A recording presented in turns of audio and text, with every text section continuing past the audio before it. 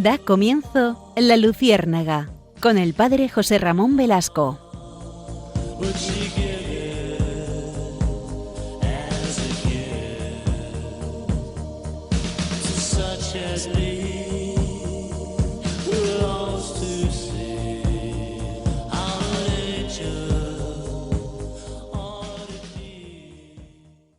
Corría el año de 1955.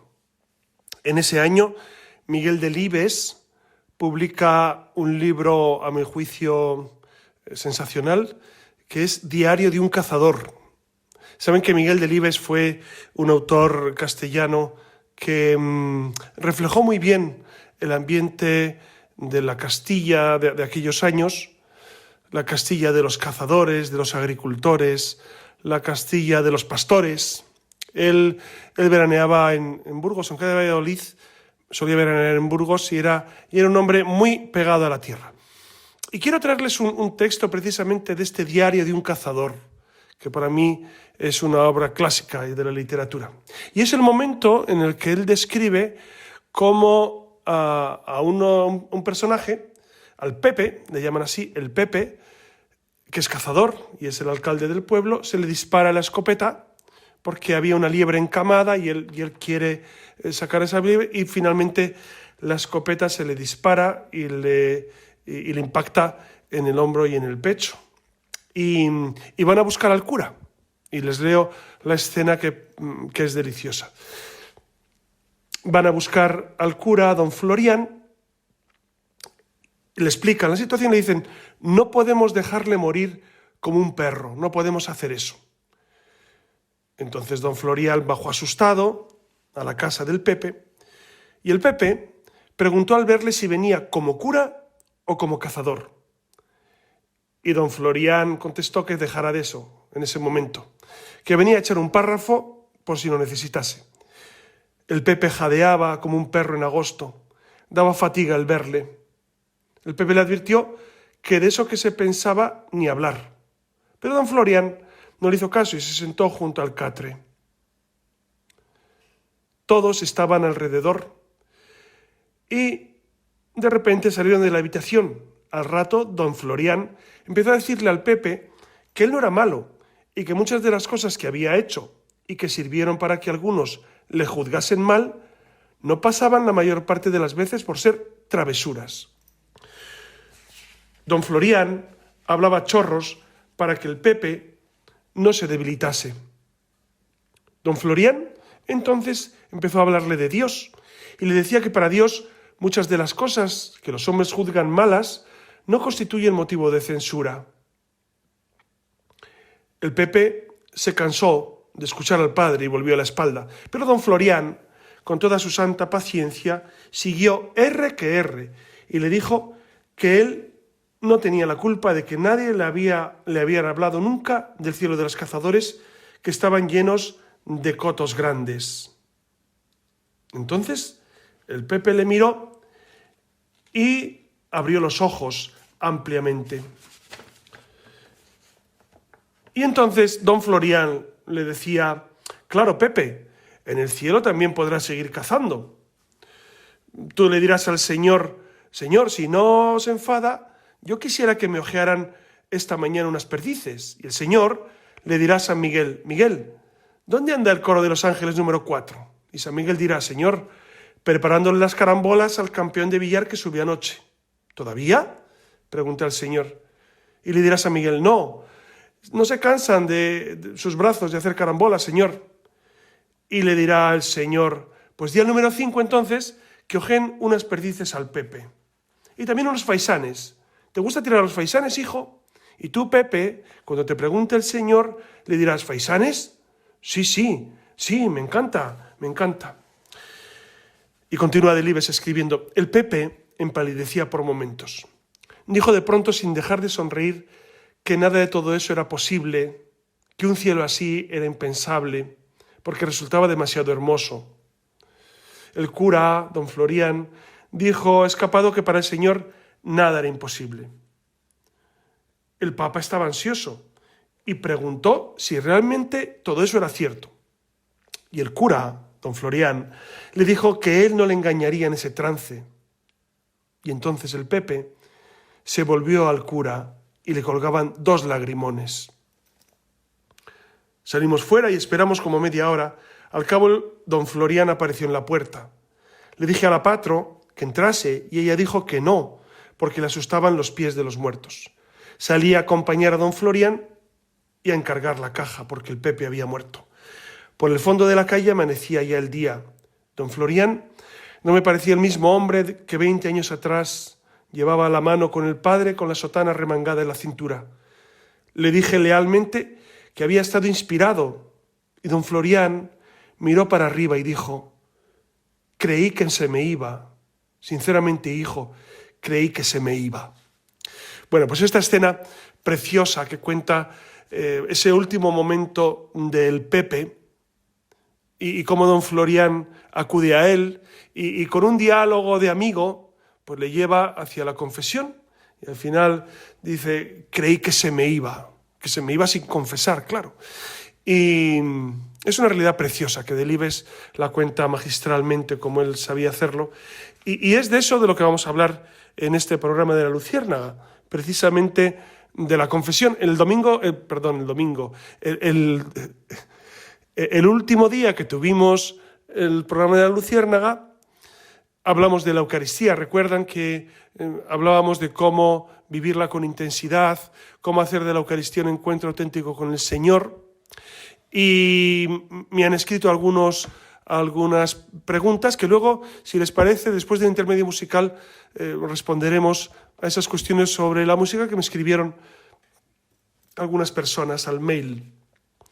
Pero hoy queremos entrar en este tema de la confesión, porque me parece esencial, recuperar el sentido profundo de la confesión. Igual que de la Eucaristía es necesario recuperar de vez en cuando y recordar lo esencial, porque se nos olvida, pues del mismo modo de la confesión. Creo que es un sacramento nada menos propuesto por Dios, por lo tanto es un sacramento esencial, que no solamente es para esos momentos finales, como describe Delibes en ese diario de un cazador del Pepe, que está a punto de morir y don Florián pues acude a él y logra que el Pepe se encuentre con el Señor a través de la confesión.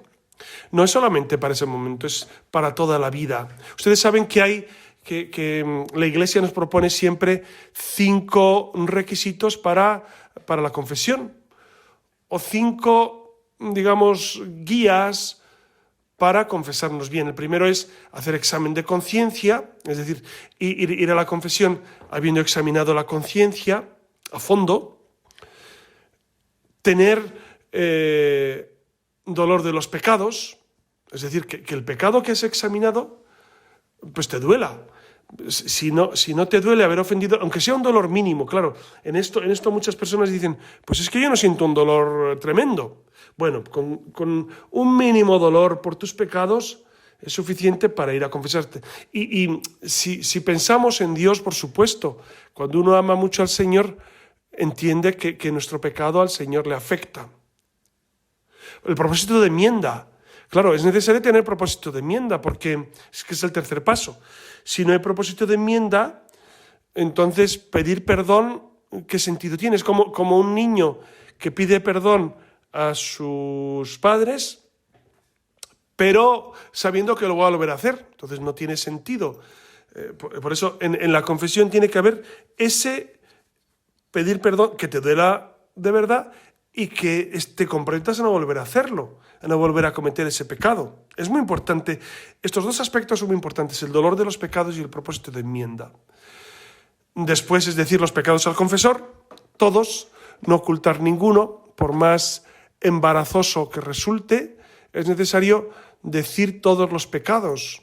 Claro, si uno no se acuerda de algún pecado, pues no se dice, por supuesto, no te acuerdas. Si después te acuerdas en otro momento, pues ya en la siguiente confesión puedes referir: la última se me olvidó tal pecado que... Normalmente cuando uno comete pecados graves no son fácilmente olvidables. Es verdad que hay gente que no tiene conciencia del pecado y que se confiesa de ciento en viento y omite pecados porque no es consciente de la gravedad de algunas circunstancias. Bueno, pues eso es ignorancia y una conciencia venciblemente errónea. Entonces ahí está el sacerdote para iluminar. Y también el fiel cristiano pues tiene que vivir esa realidad de formarse, de saber qué está bien y qué está mal. Una vez una persona me dijo, bueno, yo prefiero no saber lo que está mal porque así no peco. Bueno, eso es un error gravísimo porque el seguimiento de Cristo y la vida moral nos ayudan a vivir mejor. Cuanto más vivimos en el Señor y más vivimos la vida moral, nos va mucho mejor en la vida en general. Por eso es necesario conocer los mandamientos, las obras de misericordia, etcétera, etcétera, para vivir la virtud. Viviremos mucho mejor. Por eso es mejor conocer cómo debo comportarme, cómo debo vivir, para vivir en el Señor. Dense cuenta que San Pablo, cuando escribía a las comunidades, saben que sus cartas eran a los colosenses, tesalonicenses, a los romanos, a los gálatas, a los efesios, a los de Corinto, etc. Bueno, entonces solía hacer primero una parte dogmática en la cual exponía los misterios fundamentales de la fe y animaba a vivir en el Señor. Y después una segunda parte suele ser parte concreta de ir afinando los usos y costumbres de las comunidades, es decir, ir poco a poco purificando pues algunas formas de vida que contrastan con lo que el Señor nos propone. Es importante saberlo, ¿no? Saber cómo debo vivir, para darme cuenta de eso. Y luego, claro, si sé que he pecado en algo, se lo digo al confesor, aunque me produzca un cierto rubor o cierto pesar, porque es un pecado que a lo mejor pues no me va a dejar bien parado, pienso, ¿no? Pero es necesario decir todos los pecados que se nos han cometido, sobre todo cuando nos confesamos los pecados graves, que es, en realidad la confesión está para eso, para perdonar los pecados graves. Confesamos también los pecados leves, ahora explicaremos qué es cada uno, para fomentar en nosotros ese espíritu de contrición y ese espíritu de vivir unidos al Señor. El quinto punto, entonces repito, los 4 puntos eran examen de conciencia, dolor de los pecados, propósito de enmienda, decir los pecados al confesor y cumplir la penitencia. La penitencia suele ser algo muy sencillo que se propone, una oración, algo. Saben ustedes que en la Iglesia no solemos, ni la Iglesia ni los confesores, no solemos poner penitencias gravosas, pero sí se invita al penitente a que él personalmente pues ejercite la penitencia. Se suele poner una oración o un gesto de penitencia para purificar el alma. Ustedes saben que el alma queda de alguna manera dañada por ese pecado. Aunque se perdone el pecado, el alma queda con esa cierta,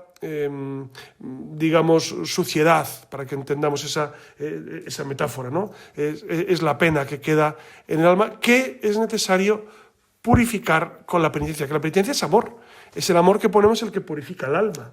Entonces, a más amor, más purificación. Entonces el amor luego se demuestra pues en pequeños detalles, en pequeñas penitencias, en pequeños gestos. Por eso estos 5 aspectos son muy importantes vivirlos bien. El examen de conciencia, dolor de los pecados, propósito de enmienda, decir los pecados al confesor y cumplir la penitencia. Hay una cuestión que les anunciaba, que es la distinción entre pecado grave y pecado leve. Para que exista un pecado grave tiene que haber materia grave. ¿Qué es materia grave? Pues faltar gravemente a los 10 mandamientos, por ejemplo. Gravemente. No una mentirijilla, que la mentira es siempre mentira, no hay mentiras piadosas, como ustedes saben. No existen, las mentiras piadosas no existen. Hay mentiras pequeñas y mentiras grandes, mentiras graves o leves, ¿no? Entonces, la mentira leve sería materia leve, por supuesto.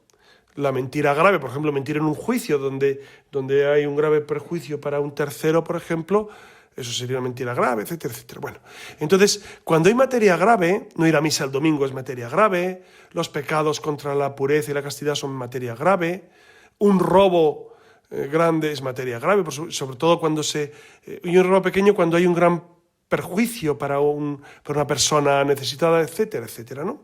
Entonces, cuando hay materia grave, Segundo aspecto, cuando hay advertencia, es decir, yo tengo que, advertencia y consentimiento es primero saber que es grave y después querer cometerlo. Si uno comete un acto malo, pero no quería cometerlo, efectivamente no hay pecado. No hay pecado cuando no hay intención de cometer un mal, por un descuido, o cuando no se puede hacer el bien. Imagínense que un domingo una persona no puede ir a misa porque pensaba ir por la tarde, pero hubo atasco en la carretera y no llegó tarde, pues bueno, pues ¿qué le vamos a hacer?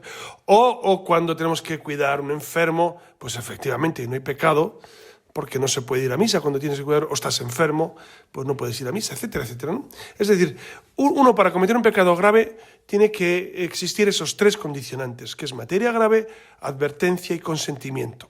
¿Cuándo sería leve? Pues cuando la materia es leve, efectivamente, se comete un pecado leve. Hay materia leve, hay advertencia y consentimiento, pues habría un pecado leve. Entonces, los pecados graves siempre hay que confesarlos antes de comulgar. No se puede comulgar con un pecado grave. Con pecados leves, sí. De hecho, la Eucaristía borra los pecados leves y la oración, etcétera, etcétera, ¿no? Entonces, pero los confesamos, repito, lo que les decía, confesamos los pecados leves porque nos ayuda a mantener esa sintonía con Dios, ese esfuerzo por la santidad, esa conciencia de humildad, de ser siervos ante tan gran Señor. Entonces, de hecho, fíjense que el domingo pasado hemos celebrado la fiesta de Cristo Rey, pues ser buenos vasallos de Rey tan misericordioso. Veíamos en la lectura del domingo, recuerdan, la lectura del Evangelio, como Cristo, ante la petición de perdón del buen ladrón, de San Dimas, él inmediatamente perdona. Cuando le dice, acuérdate de mí, Jesús, cuando estés en tu reino. Y Jesús, al ver ese arrepentimiento, ese dolor, ese deseo de no volver a pecar, por supuesto, que le perdona y le promete la vida eterna. Hoy estarás conmigo en el paraíso. Es un pasaje precioso que refleja muy bien la misericordia de Dios que está siempre pendiente de nosotros, ¿no? Bueno, pues estos serían los aspectos previos, los preliminares de la confesión. Saber qué es materia grave, qué es materia leve y los 5 pasos. Vamos a tener un momento musical antes de pasar al siguiente aspecto. El momento musical lo he traído de nada menos que de Lloyd Webber. Y ustedes dirán, ¿y quién es este Andrew Lloyd Webber? Es un británico, es un músico fascinante. Él compuso la banda sonora del Fantasma de la Ópera, de Cats, de Evita, de Jesucristo Superstar, etcétera, etcétera. Es un compositor fascinante. Y tiene una obra que a mí siempre me ha impresionado muchísimo, que es Pie Jesu. Pie Jesu, que precisamente es con una delicadeza absoluta, él compuso, y en este caso, pues la canta nada menos que Sarah Brightman, o Brightman, mejor dicho, y Paul Miles Kingston. Si están ustedes metidos en este mundo de la ópera, del bel canto, conocerán a ambos, ¿no? Sarah Brightman además estuvo casada con Andrew Lloyd Webber un tiempo. Es una cantante fascinante y les va a encantar. ¿Qué dice la letra? Pues la letra dice, oh piadoso Jesús, ten misericordia de mí. Es precioso, es como un requiem, es un requiem precioso. Pie Jesús significa, oh piadoso Jesús, ¿no? Que es parte del dies irae, que ya se lo puse alguna vez, el dies irae, que es del requiem, pues es una parte preciosa que les va a encantar. Vamos a escucharlo y enseguida retomamos nuestra luciérnaga.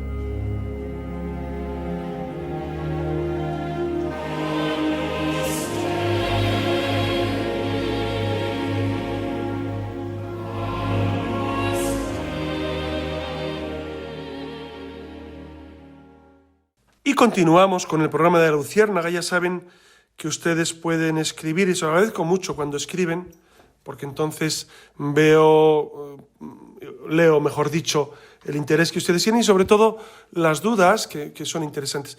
Hay un email que mandaron el otro día, no voy a decir la persona porque quizás no quiera que diga su nombre, pero sí voy a leer las preguntas que me hace y las voy a responder.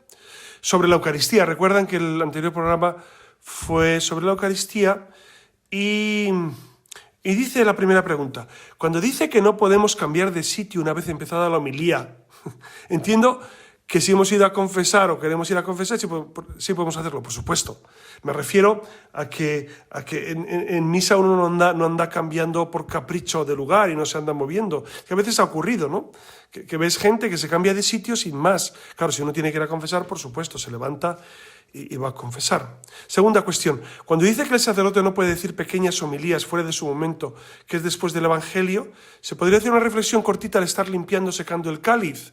No se debe hacer. O sea, no hay que aprovechar momentos de silencio para incluir avisos o anuncios por palabras.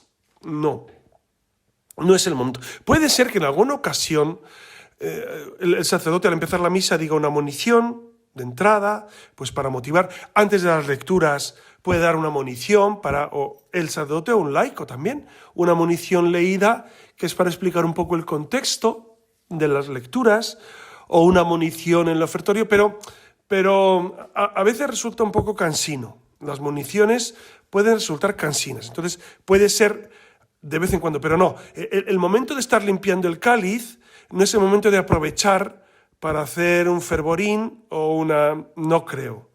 Ya sé que algunos sacerdotes le hacen y algunos pues no estarán de acuerdo conmigo, pero no se debe hacer. No se debe hacer. La liturgia no contempla que en esos momentos se hable, ¿no? El sacerdote empiece cuando está purificando el cáliz o el copón. Tercera cuestión. Cuando rezamos al comienzo del acto penitencial, ¿no es cierto que las pequeñas faltas pueden quedar perdonadas? Sí, efectivamente.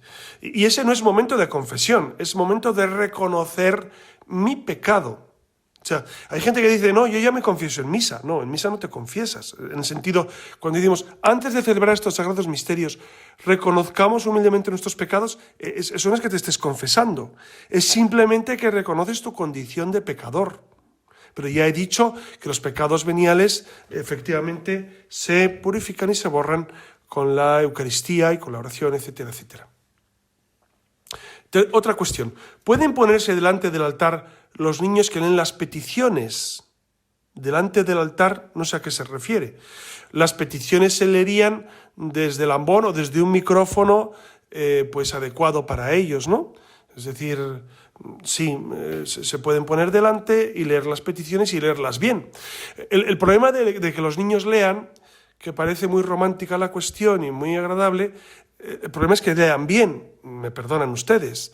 Es decir, si un niño no lee bien, no debe leer, porque la lectura en misa no es como una actuación, como un momento en el que el niño o el papá del niño o un laico actúa y se presenta al auditorio. No. Es un servicio a la comunidad. Si una persona no lee bien, no debe leer. Sea niño o adulto, no deben leer. Y uno tiene que ser consciente de sus limitaciones también. Los párrocos, yo sé que en ocasiones sufrimos que algunas personas voluntarias y espontáneamente salen a leer y en ocasiones dense cuenta que es proclamar la palabra de Dios. Proclamar no es una lectura cualquiera, por lo tanto tiene que haber una preparación, tiene que haber un sentido de la liturgia.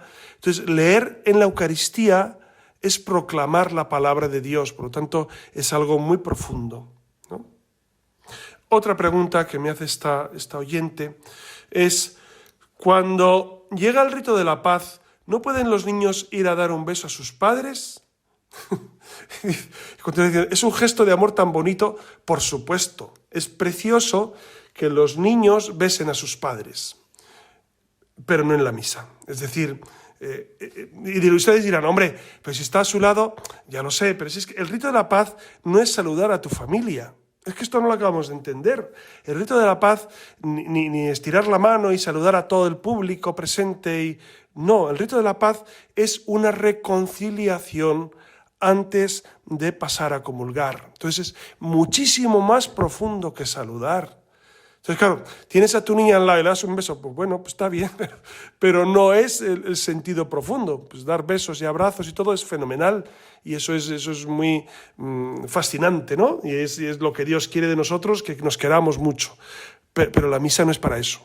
O sea, el rito de la paz no es eso. El rito de la paz es que yo me reconcilio con mi hermano. Entonces, yo simplemente hago un gesto de reconciliación a la derecha o a la izquierda y basta. Y no hace falta más estridencias ni más cuestiones porque en el fondo es perder el sentido profundo de la liturgia. Yo sé que en algunos grupos se hace, pero se hace mal. Se hace mal, es que no es saludar a la gente. Entonces, esto es lo que dice la liturgia. Luego incluso los sacerdotes dicen, no, ahora nos abrazamos todos con todos. Bueno, pues ya está. Pues ya está, pero está mal. Está mal porque se pierde el sentido profundo de lo que es la misa. La misa es el sacrificio de Cristo en la cruz. Es Cristo que muere y resucita. Entonces, andar con folclores no ayuda a vivir esa experiencia profunda de Dios. No ayuda, perjudica, nos distrae, nos confunde. Y la liturgia es preciosa. Entonces, todas estas cuestiones que tanto distraen, pues es mejor evitarlas en la medida de lo posible, ¿no? Otra pregunta. ¿Decir Cordero de Dios que quita el pecado del mundo, le corresponde iniciarlo al sacerdote o somos los fieles quienes tenemos que iniciarlo? En realidad, son los fieles los que deben decir esto, al unísono. Es verdad que como nadie se decide a empezar, pues muchas veces empieza el sacerdote. Pero es verdad que es una oración propia de los fieles. Son los fieles los que tienen que empezar. En muchas parroquias hay un pequeño monitor, un director de canto, lo que sea, que comienza Cordero de Dios, o entona el Cordero de Dios. Entonces, esto es muy buena pregunta. Y otra cosa, cuando no nos arrodillamos, porque hay gente que, Cordero de Dios, y se arrodillan. Eso está muy mal hecho. Ahí la asamblea permanece en pie. Ya les dije el otro día que cuando todos estamos en pie es por un sentido de estar unidos en la oración. Entonces todos en pie. No, es que a mí me apetece arrodillarme, no es el momento. Es que a mí me apetece hacer otras cosas, pero es que la misa no es tu oración, es la oración de la Iglesia. Entonces tenemos que entender que en la celebración de la Eucaristía todos hacemos lo mismo al mismo tiempo. Y esto es muy importante. Por eso agradezco mucho a esta oyente que ha hecho estas preguntas, que seguramente lo que pregunta un oyente, muchas dudas las tendrán otros. Y por eso es bueno que ustedes pregunten. Ya saben que el mail de La Luciérnaga es laluciérnaga, todo con minúsculas, @radiomaria.es. Entonces ustedes pueden escribir ahí las dudas que tengan o las reflexiones o las quejas. De vez en cuando me escribe gente que se queja, y lo cual es fascinante porque así aprendo. Se aprende también de las quejas y de las ayudas que ustedes hacen. En el fondo es una retroalimentación de lo que yo ofrezco, porque claro, yo no les veo las caras. Ya les he dicho que hablar en una homilía es mucho más directo porque ves los rostros de la gente, ves si a la gente le interesa, si captas la atención o no, si están atentos, pero en la radio pues no sé las reacciones. Pueden estar ustedes aburridísimos mientras yo hablo y desconectan la radio y dicen, pues ya hasta aquí hemos llegado.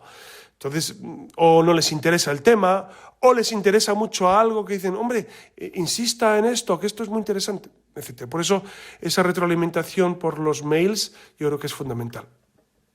Vamos a ver ahora algunos obstáculos para la confesión o miedos que algunos se plantean. El primer obstáculo que yo veo en muchos es ¿por qué tengo que confesarme con un hombre como yo? Bueno, ahí el error es grave, no es un hombre como tú. El sacerdote no es un hombre como tú.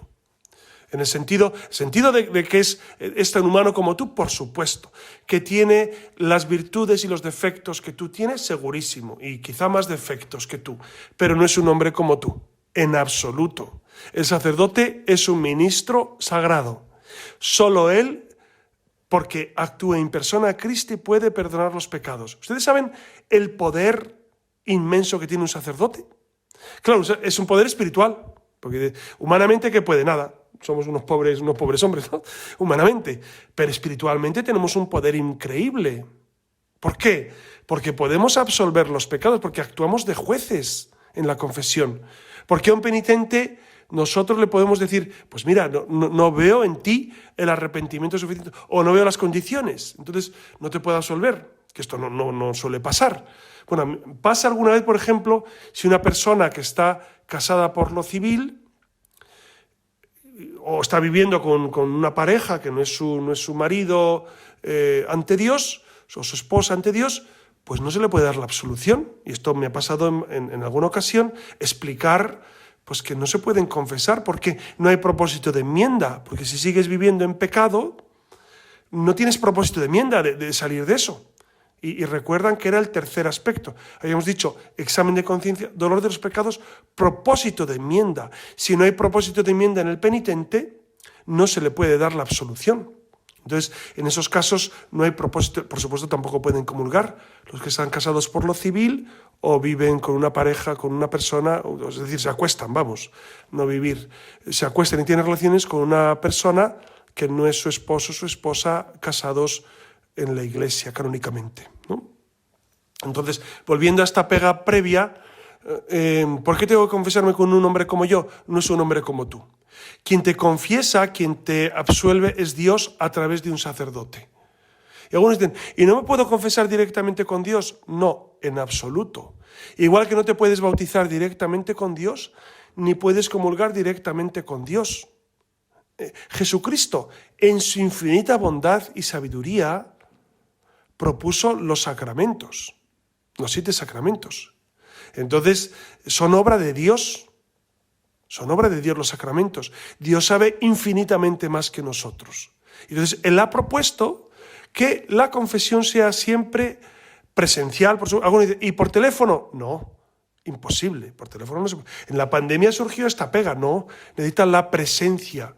La presencia para que el sacramento sea efectivo, necesita la presencia. Así como yo sí puedo bendecir a distancia, eso sí, una bendición no puede dar a distancia, no puede absolver los pecados a distancia, tiene que ser presencialmente. Por eso es necesario la presencia y declarar todos los pecados a un sacerdote. Y el argumento de que el sacerdote es más pecador que tú, a mí no me sirve. Porque tú, ¿qué sabes cómo es el sacerdote? Entonces, no, pues yo le conozco. Bueno, pues enhorabuena, le conoces y muy bien, pero en ese momento actúa in persona Christi. Entonces, usted y yo, que yo también me confieso, todos nos confesamos, los sacerdotes nos confesamos, el Papa también se confiesa. Entonces, ahí declaramos nuestros pecados para que el Señor nos perdone esos pecados, ¿no? Las mujeres casadas, los hombres casados, todo el mundo se confiesa. Entonces, ¿y por qué con un sacerdote? Pues porque Cristo lo propuso así. Independientemente de que sea más pecador que tú o menos, que eso Dios lo sabe, pues eso ya queda en las manos de Dios. Otro aspecto interesante.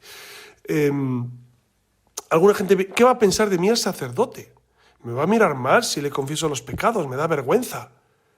Pues mire, usted tiene que estar por encima de lo que el sacerdote piensa. Además, los sacerdotes, yo no sé, si me está escuchando algún sacerdote, seguramente corroborará esto, que uno cuando escucha los pecados no está ahí a memorizar para recordarles 3 días después. Sencillamente se escuchan, se da un consejo y se absuelve. Y se absuelve y se perdona y se olvida. Dios olvida nuestro pecado, ¿cómo no lo va a olvidar el sacerdote? Por supuesto que se olvida y hay alegría. ¿Que a usted le da vergüenza? Yo entiendo eso. Entonces, pues vaya con un sacerdote que no le conozca. Por eso la rejilla, fíjense, la rejilla en los confesionarios tiene mucho sentido para preservar esa intimidad del penitente, para que el penitente pueda confesar tranquilamente todos sus pecados, sin problemas de me da vergüenza o lo oculto o camuflo el pecado, ¿no? Lo digo de una manera que en el fondo es decirlo pero no decirlo, es decirlo a medias, pero que no se note que soy tan pecador como en realidad soy. Entonces, no, hay que declarar los pecados tal como son Y que me da vergüenza, pues bueno, pues es verdad. Hombre, yo entiendo, hay mucha gente que dice, es que a mí me cuesta confesarme. Hombre, es normal que nos cueste. ¿Pero por qué? Porque es hacer un examen y es plantearte ante Dios tu propio pecado, no las cosas que haces buenas. Porque mucha gente dice, no, yo prefiero ir a comulgar. Claro, porque ir a comulgar es ponerte en la fila, recibir al Señor y ya está. Pero previamente hay que confesarse. Hay sí hay pecados graves, claro. Con pecados leves se puede comulgar, por supuesto. Si hay pecado grave, hay que confesar previamente. Otro aspecto que mucha gente tiene dificultad es que mi pecado es tan grande que mi pecado es imperdonable, ni siquiera Dios lo puede perdonar. Sobre todo cuando son pecados tremendos, que los hay, ¿no? Pues uno piensa, pero Dios no me va a perdonar. Yo no me perdono a mí mismo, ¿cómo me va a perdonar Dios? Claro, pero da la casualidad que Dios es infinitamente más misericordioso que nosotros. Y Dios sí perdona todo. Entonces, todo es todo. Todo lo que usted haya hecho, así sea cosas gravísimas que a veces podemos cometer, Dios lo perdona. Dios perdona todo, siempre, siempre. Entonces, basta con pedirle perdón. Ustedes recuerdan que lo que decía antes, en la cruz estaba crucificado con Cristo el buen ladrón y el mal ladrón. Uno pide perdón, se le perdona todo y va al cielo, y el otro, lejos de pedir perdón, blasfema e increpa a Jesús. Entonces no se le perdona porque no quería recibir perdón. Entonces, no existe ningún pecado imperdonable, ninguno. Todos se perdonan. Siempre y cuando se pida perdón por él. Ya está. Esto es importante. Otro aspecto, otro obstáculo que algunos proponen. ¿Para qué voy a confesarme si siempre digo los mismos pecados? ¿No? Y además luego voy a caer en lo mismo. Bueno, miren, es imposible inventar pecados. Ya están todos inventados. Entonces, no se preocupe usted porque siempre diga pecados parecidos. Es que no se pueden inventar nuevos. Hay 10 mandamientos, las obras de misericordia, las corporales, las espirituales, los mandamientos de la Iglesia, y basta. Y las bienaventuranzas. Entonces, no se pueden inventar pecados. Usted se confesará siempre de cosas muy similares. Pero eso no es problema. Lo importante es que ante Dios usted tenga ese momento de reconciliación y de buscar no volver a cometerlos. Por eso hay que evitar, sí es verdad que hay que evitar la rutina. Y me toca confesarme, yo qué sé, una vez al mes, o una vez al año, una vez a la semana. Cada uno tiene su ritmo, ¿no? Pues hay que evitar la rutina, por supuesto. Pero fíjense, a la hora de comulgar, eso no nos cuestiona nada, ¿no? Vamos a comulgar porque, claro, todos los días o todos los domingos, y eso no nos preocupa en lo más mínimo. No, ¿qué sea la rutina? Bueno, pero voy a comulgar, como debe ser, hay que comulgar. Pero con la confesión igual. Con la confesión es necesario vivirlo así, vivirlo con un ánimo pronto para vencer esa dificultad que entraña pues la rutina, lo que sea, ¿no? Piensen ustedes que están ante Dios. A mí me ayuda mucho cuando me confieso, y yo lo propongo a la gente, tú mentalmente piensa, estoy ante Dios. Y a Dios le voy a contar mis pecados. Y de Dios pido y espero no solamente la comprensión, sino sobre todo el perdón de mis pecados. Entonces, eso te quita la rutina. Claro, cuando hacemos el examen de conciencia previa a la confesión, nos preparamos interiormente para vivir esto así, ¿no? Entonces, es importante hacer esa reflexión, ¿no? Otra dificultad que algunas personas sí cometen es, como me da vergüenza confesar un pecado, yo confieso el resto, pero hay uno que no. Bueno, pues eso está muy mal, porque entonces no se te perdona ninguno. Si ocultas algún pecado, no se te perdona ninguno. Y te llevas uno de regalo, que es el de un sacrilegio, ¿no? Entonces, uno tiene que decir todos los pecados, todos absolutamente. Si te da vergüenza, repito, que esto suele ocurrir, no se debe ocultar, se debe ir pues a un confesor que no te conozca si te da mucha vergüenza o vencer la vergüenza, pero si uno se confiesa de todo, por supuesto, ¿no? Otro obstáculo es lo contrario, y es las personas que dicen yo soy bueno, no hago mal a nadie y no tengo nada que confesar. Y entonces pasan meses y meses y meses sin confesar porque pues yo no robo ni mato. Claro, se han dejado 8 mandamientos, el que no roba ni mata, que bueno, eso habría que analizarlo, pero te dejas 8 mandamientos de la ley de Dios, 5 mandamientos de la Iglesia, 14 obras de misericordia, 7, 8 bienaventuranzas. 4 virtudes teologales, 3 virtudes teologales, 4 virtudes cardinales. Entonces, hay que examinar la conciencia. El problema, yo creo que eso es pura superficialidad, y me perdonan, ¿no? Ustedes ya saben que me perdonan. Hay mucha superficialidad en esto. Es que yo no robo ni mato. Ya, hombre, pero es que hay muchas más cuestiones. Miren, todo esto depende del amor. Si amas mucho a Dios, entonces las cosas pequeñas son importantes. Si no amas nada a Dios, pues es verdad que puedes pasar meses, incluso la confesión anual, ¿no? Pues es que, y ocurre, que hay gente que se confiesa de año en año porque el precepto así lo manda, de los mandamientos de la Iglesia, confesar al menos una vez al año, en peligro de muerte o si se ha de comulgar. Entonces, una vez al año hay que confesar obligatoriamente. Y muchas personas de año en año pues no encuentran pecados. Bueno, pues quiere decir que no han entrado a fondo en el amor del Señor. No conocen cómo es Dios todavía. Aunque tengan una edad avanzada, no conocen el amor de Dios. Y entonces, pues es necesario reflexionar, es necesario pues leer cuestiones sobre examen de conciencia, pedir ayuda a su párroco, al sacerdote, pedir ayuda y decir, pues es que yo no encuentro pecados. Y entonces el sacerdote pues puede dar una orientación, porque los pecados pueden ser de pensamiento, palabra, obra u omisión. Entonces, sí hay campo para pecar. Pues claro que hay, si todos somos débiles. ¿No dice la Escritura que el justo cae 70 veces? Pues claro, el justo, imagínense el pecadorazo. Pues efectivamente, es necesario, yo creo, tener en cuenta esta realidad y vivir unidos al Señor, porque es verdad que el Señor está siempre dispuesto al perdón. Y esto es lo fascinante de la confesión, que es un sacramento precioso que nos ayuda mucho a santificarnos. Es esa presencia de Dios que siempre está dispuesto a perdonarnos. Por eso, ustedes insistan en la confesión. Si en su parroquia ven que el sacerdote no se suele poner, pues pídanselo antes de misa, por favor, me puede confesar. Y entonces, para los sacerdotes no hay nada mejor que tener un feligrés que pide ese servicio, que es esencial, la confesión.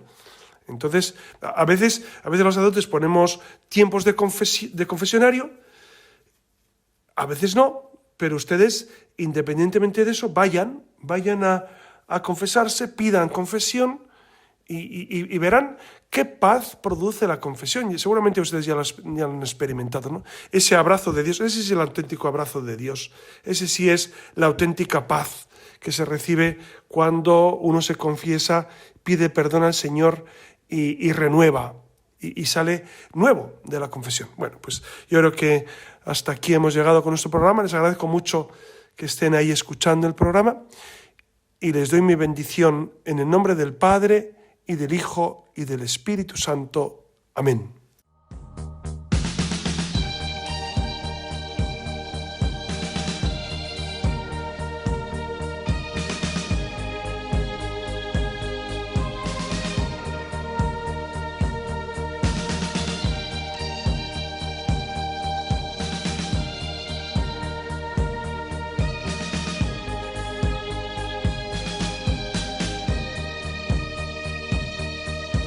Han escuchado en Radio María La Luciérnaga con el Padre José Ramón Velasco. As a gift to such as me.